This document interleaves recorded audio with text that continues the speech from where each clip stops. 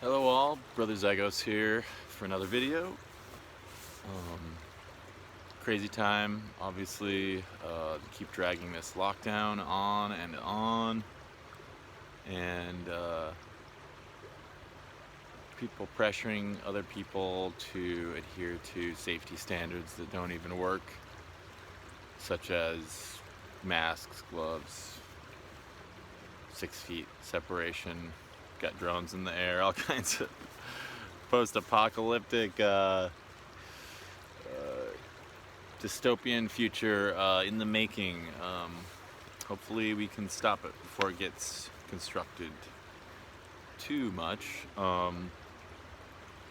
or just separate away from this future by not consenting to it. You know, it seems like to be the reality of it. It's just what's going on right now. It's a time of extreme duality, extreme separation, and now it's being manifested on political lines, which is really, I mean, it was already there before, but it's just strange how now it's manifested like quite definitively on like conservative versus I don't even want to say liberal, because they're not really liberal, they're pseudo-liberals. We'll call them pseudo-liberals. They're people that adhere to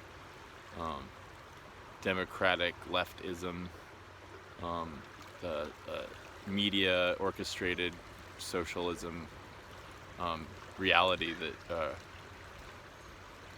false reality that they've created in the minds of a lot of people, of some utopia that is created through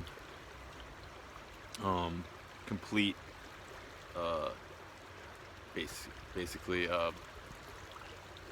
adherence to the state and top-down authoritarianism. Yeah, we're seeing that. It's just insane. You know, you see the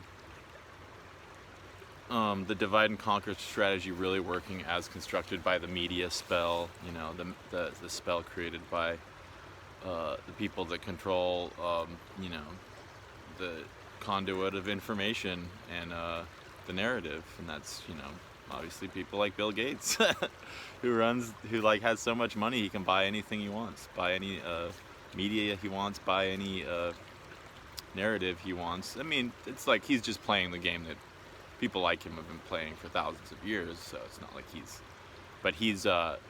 he's got his own agenda, which is obviously making viruses, you know, and that's what he did with Microsoft, and now that's what he's doing with physical viruses. So, you know, it's like they really do want us to hate each other, you know. They're telling, and this is something that I've heard. There's a clip of Studs Terkel, I think, is a radio programmer, host, TV. I think he might have had a TV show too, but mostly he did radio documentaries. And I may even put it at the beginning, a clip of it at the beginning of this video. This woman who remembers after World War II that there was she could tell the media and the politics and everything was just pushing everyone to just hate each other. She could just see it, and it kind of woke her up, you know, because, you know, at one time she was sort of more of a racial person, kind of like saw her place as being above, you know, black Americans, even though she was low class. She like was playing out that status of just basically being higher than another because of the color of your skin and nothing else. And that was a big thing that had been played out, you know, through the inception of the United States of America. Oftentimes, a way of controlling the lower classes was, hey, at least you're not, you know, black. You know, look what we do to them. You don't want to be them. You want to join us in persecuting them because, you know, then you're a good order follower and we can control you well. So this has been going on a long time, but after World War II, I think they really amped it up. The media was proliferating with radio and television, and they really amped up the game of divide and conquer, and just exploiting the Bernaysian style marketing to make people hate each other, hate themselves, be fearful, be worried about keeping up with the Joneses, and at least having the appearance of having money and success, whether it was true or not. And I think maybe in a lot of ways this societal divide is natural, just like, cells divide, and rivers go two different ways. They kind of split at some point, and mountains divide valleys and cities, and rivers divide pieces of land, so it's maybe this is just separating the fearful from the courageous. I like to think of myself as being a courageous person, and one that doesn't want the government. I'm not afraid of a virus. I'm not afraid. I mean, I've decided to take my health into my own hands. I don't go to the doctor, and I definitely won't be going to the doctor now. It's not medical advice. That's just my personal thing. By all means, go if you feel like you need to, but I'm going to stay as far away from those death chambers as possible, especially now with the mandated vaccines coming in. Well, I don't care if it's there's no way I'll ever take these vaccines. There's no way. I mean, unless they hold me down, strap me to a table, I'm not going to do it. And even then, no way. No, ain't going to happen. So the lines are drawn, I said in a previous video how a lot of my old people I knew from Portland, pseudo hipster, order following,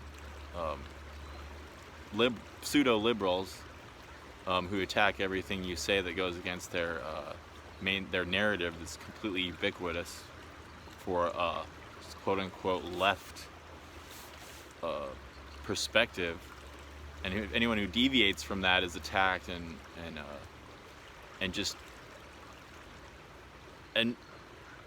made to be miserable. It's misery trying to even have a conversation with these people, because they're so illogical. Their attacks are so based on emotion and just wanting to. It's like a child. It's like trying to talk to a child or explain things to a child, and they just come at you with these ad hominem attacks and insults and stuff that are I guess they work for stupid people and people that are afraid, and I guess they do work for very low vibrational minds, low vibrational beings in a lot of ways, I guess, completely. But these are people I realized I don't need. I'm probably gonna delete my Facebook anyways pretty soon, but maybe before that I'll post something and see who starts attacking me, and just delete. You're distracting from the conversation. You're not needed. I don't need you. I don't care. The world's different now anyways. I don't need to be invited to your stupid parties or your crappy shows that probably will never even happen again, because the bars are closed and everyone's afraid to congregate now because they're completely ridiculous. So it's like the lines are drawn. I'm not on your team, and I don't want to be on your team. If you're just ready to bend over backwards for the government and let them tell you what to do, wear a mask at all times, which is actually bad for you, and actually is reminiscent of the mask they put on slaves to keep them from eating the harvest that they were being forced to harvest, to pick for their masters.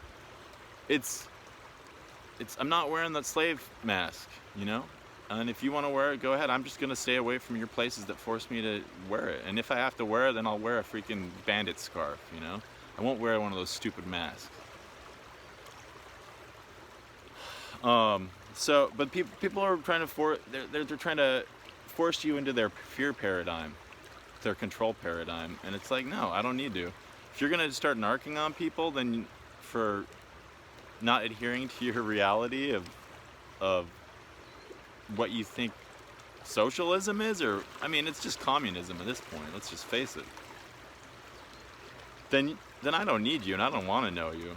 You're, I mean, I hope maybe we can bring some of these people of rationality onto the side of like, hey, look at the numbers. Look at the numbers of people that are dying. Do they really merit this kind of fear? I mean, if they did, I might actually wear one of these masks, but they don't. They don't merit it, and they're like people that are very sick and very old, and that are and what you're doing, and by pushing these ventilators and everything, you're making the last days of their life miserable, torturous, and lonely. It's totally ridiculous, and it's horrible, and it's sickening. These people are archons.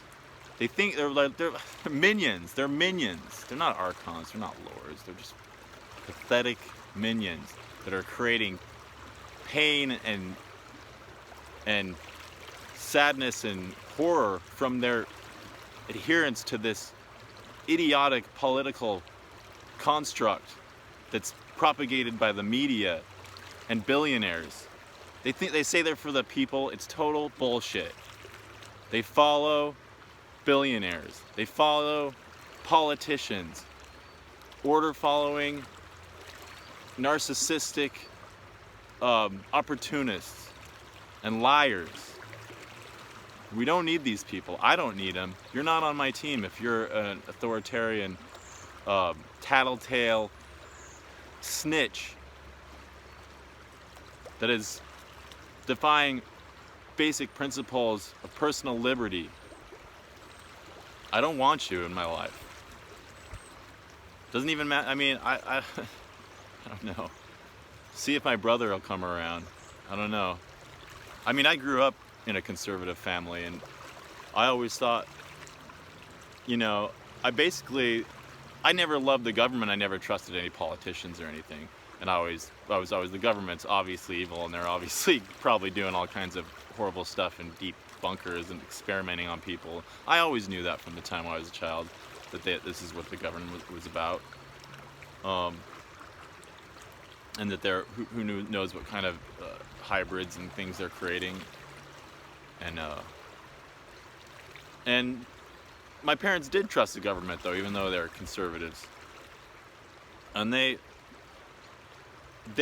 always trusted the government, our military and our leaders are saying we need to go to war, so I'll just support that. And they were, very foolish in those ways. And that's why I was like, I don't want to have anything to do with the Republican Party or conservatism, because these people believe in war, and they're just kind of manipulated by the media, as they were, And I thought, oh, well, at least the Democrats speak a good game. They never did, because they obviously would support all these wars also. They would just pretend they didn't like them and then vote for them. They would say, oh, but, it's like, we don't want to go to war, but we'll just do it because, we just have to. But the Republicans would go, oh, we gotta go kick their ass, like it's a freaking football game. And it's just that's part of the divide and conquer narrative. Same plot, different stories.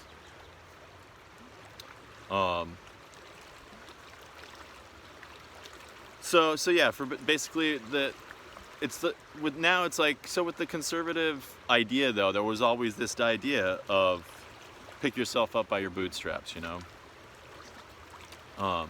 For all its flaws, there's a narrative of self-accountability. You need to do right for yourself. You need to make sure you're protected personally, because you can't count on anyone else to do it. You shouldn't count on the government to wipe your ass for you, because that's a bad idea, because they'll probably stick something in it. So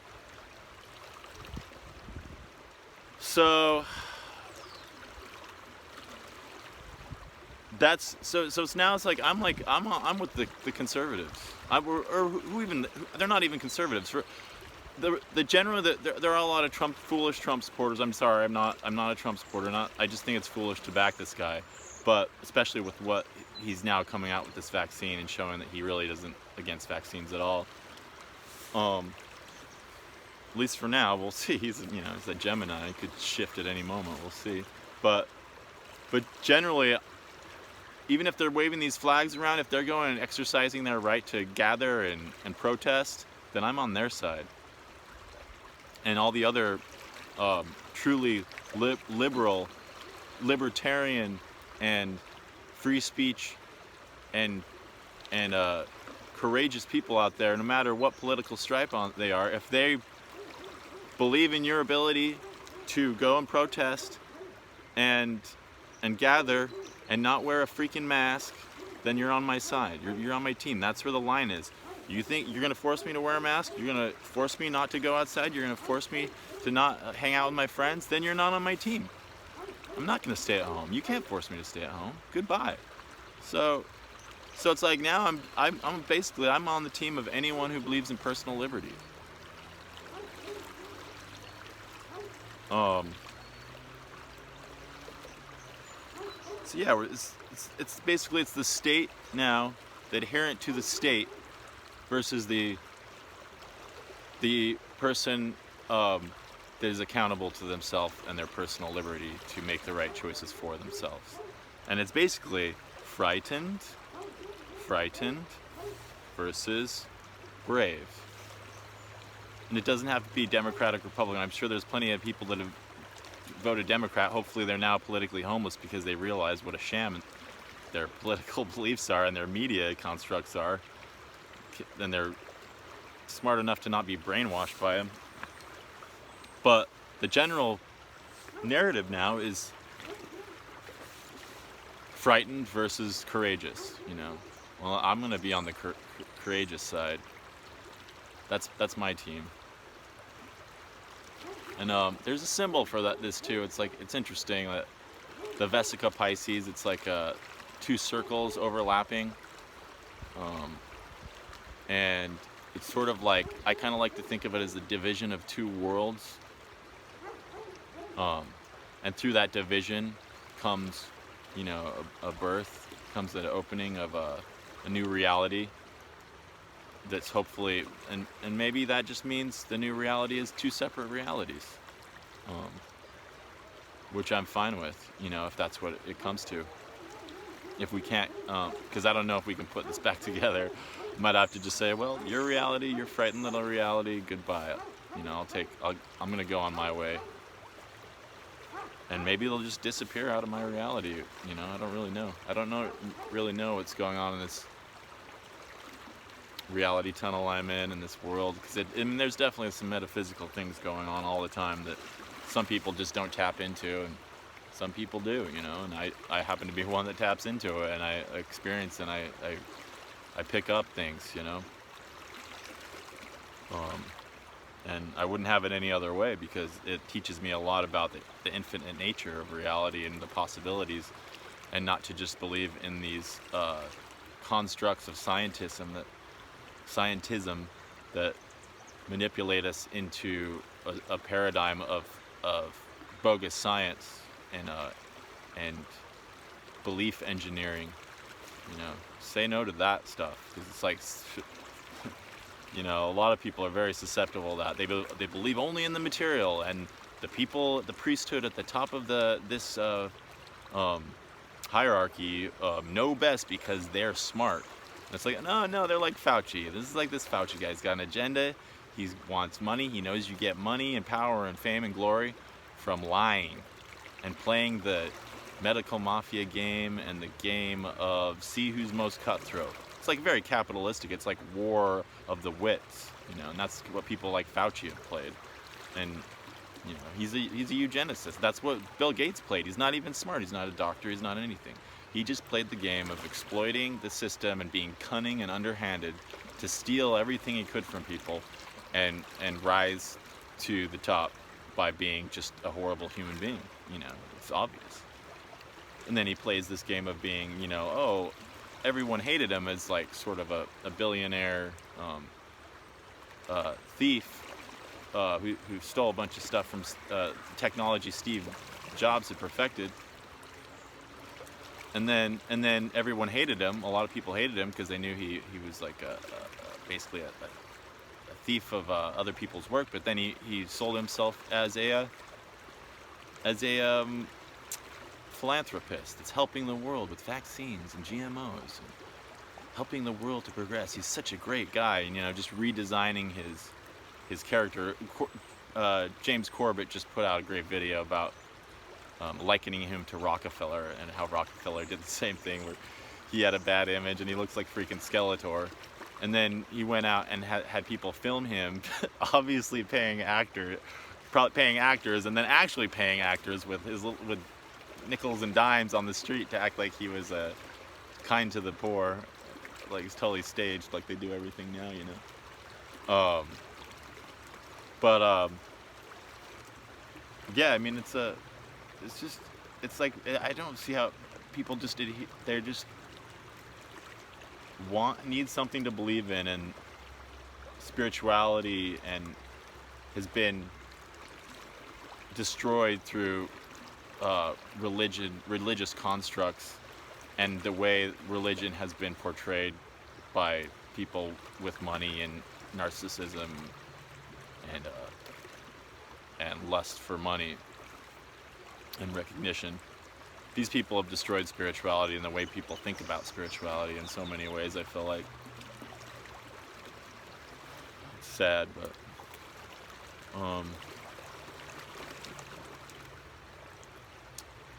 yeah. So it's funny. I went to yesterday was May Day,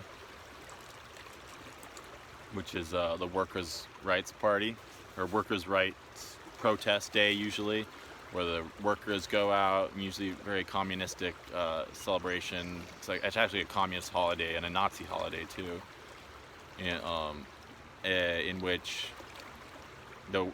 celebrates the workers and the collective, and people go out. In the communist tradition, they go out and protest for more rights. But I went out yesterday with my guitar because I was like, well, I'm gonna go out and see if there's anything going on. I didn't think there would be, and it was even less than I thought, because all these leftists are order followers, and they're staying locked up in their houses with their masks on. And it's funny though, in Portland, they drove around the block a few times for like maybe 20 minutes, because I went down there to the park, where the Occupy was in 2011. And they were just driving around honking in their cars with masks on, and with some signs talking about freeing the kids in cages. And it's like, that's over. The borders are closed. There's nobody coming over that border now. And anyone that was in a cage, I'm sure, is back in Mexico now, most likely, or wherever, Central America. It's like, they're just hanging on to these old narratives that are like not even applicable to us anymore. I mean,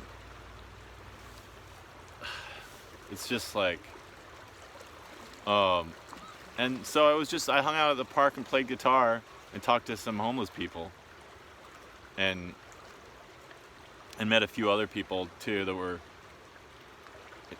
interesting. But it was definitely, there was not a single soul, leftist or socialist or communist or free speech advocate out that I knew that was for free speech or free expression of your rights. It was just dead. Everything was dead. The first time in probably Portland history that a May Day celebration completely just disappeared, except for people in their cars driving around the block a few times. It was kind of like reminiscent of that Operation Gridlock, but probably more like 10 cars that lasted 20 minutes. So it kind of made me think about Beltane. Beltane is the ancient, like, sort of Celtic or pagan holiday, Gaelic holiday of so it's halfway between the spring equinox and the summer solstice, May 1st, more or less. And so it's the idea of it's the Midsummer. I never saw that movie, but it's a celebration to create a good harvest and for the year and make sure that the crops. Some people say it's a satanic holiday. I mean, in some ways it might be, but basically it's like, they may have in ancient world sacrificed people during that, but as far as I know, it was mostly probably sacrificed a goat, and because mostly it was to make sure that their cows were safe in their fields and everything, so they would like jump their cows over fires and stuff like that. But it's like, well, all these supposed like, you know, people that believe in workers' rights and farming and collectivism, they didn't show up for our for the ritual of for a good harvest. So you know what you're gonna get? You're gonna get a shitty crop. I showed up. I went outside. I expressed myself and I made some friends. All these phonies didn't show up, and that's another thing. There's a lefty co-op I used to go to. I'm done going there because at this stage in the game, they're now requiring you to wear a mask in an outdoor farmers market that's like half of a block. And it's like, are you kidding me? After all the numbers are in, and it's just about control now. It's just about control and pushing a narrative, pushing this fear, and like little people controlling their little teeny like qubits of space that they have left in their reality. And that means telling on people, forcing people to adhere to their ridiculous rules just because they can, just because it's cool. It's the new thing. And I'm like, nope, I'm done with you guys. I mean, they were already telling you don't gender our employees, and I'm like, well, I can do that, fine. I think you're silly, but now it's gotten to a point. It's like, no, see you later.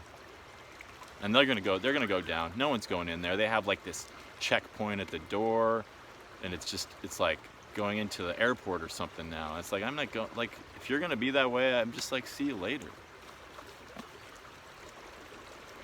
I don't care if you're a leftist. If you're a nice person, then you're a nice person. But they're just adhering to this insanity. So it's like, not my team.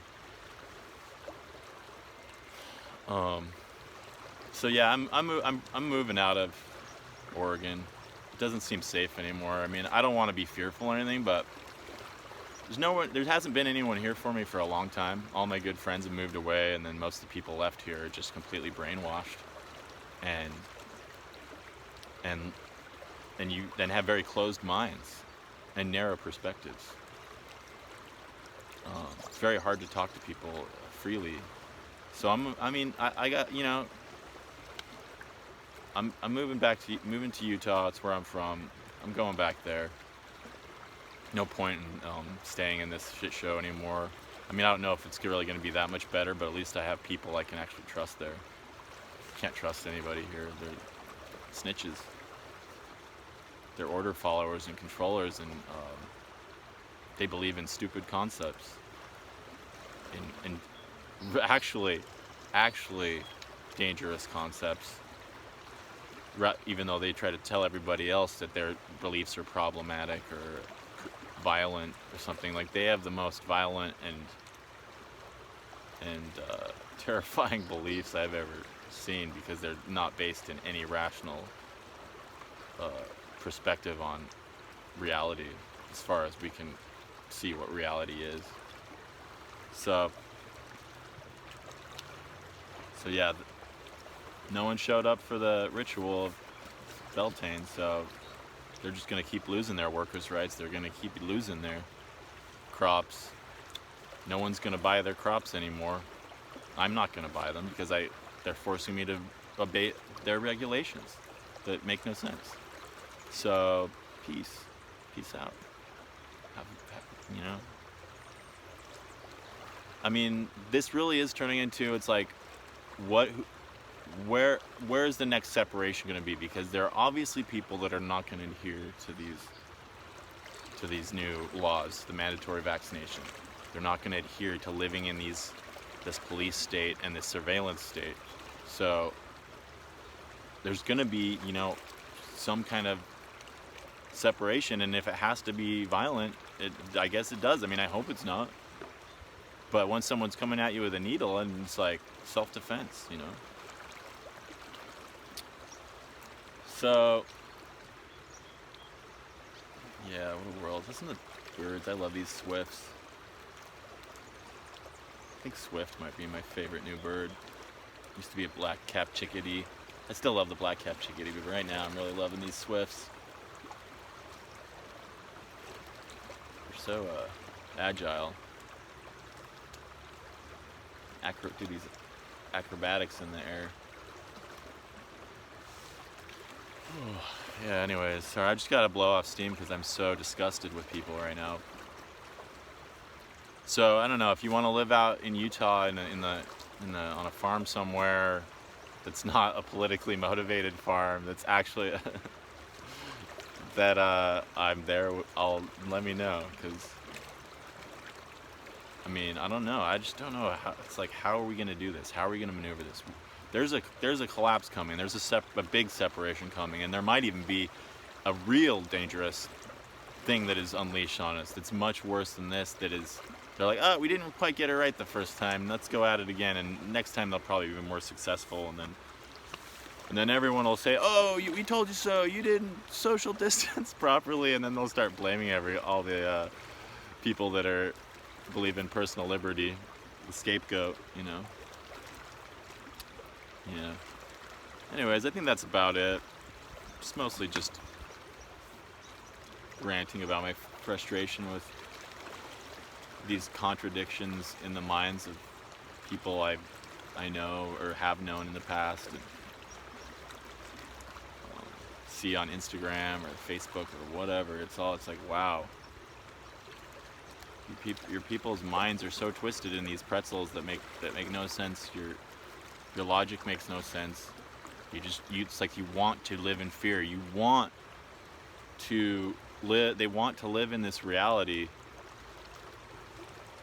of destruction as long as they can. It's like scorched earth tactics. It's like, as long as they can destroy Donald Trump's presidency, it's all worth it. They might destroy themselves. They can all be living hooked up to tubes and have their life force sucked by some machine and like the Matrix or something. But it's okay as long as Donald Trump doesn't get reelected or is impeached or something. I mean, if they could, they would probably lock up all the Republicans. It's like, that's how messed up these people. I guarantee most of the Republicans would not say that about Democrats, but they would probably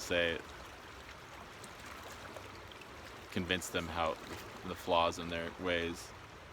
Like my parents. They even my dad defended Bill Gates. He's probably just doing what he thinks best. I was like, yeah, for him, he's thinking, and for his cohorts, he's doing what he thinks best. Maybe in some way he thinks it's good for the world because he can kill a lot of people, and then he can rule it with all his money and power and influence. But he's like Hitler thought he was doing what was best too. I mean, Bill Gates has killed and maimed so many people with his vaccines. It's ridiculous. So, not a doctor, not a scientist, I mean, he has no skills except for manipulation. It's like, he's just cunning. He's like the most cunning nerd that ever lived. Alright, that's really about all this time though. Talk to you next time. We'll see if I can get this uploaded with my really bad internet connection. I'll talk to you soon. Brother Zygos signing out. Peace.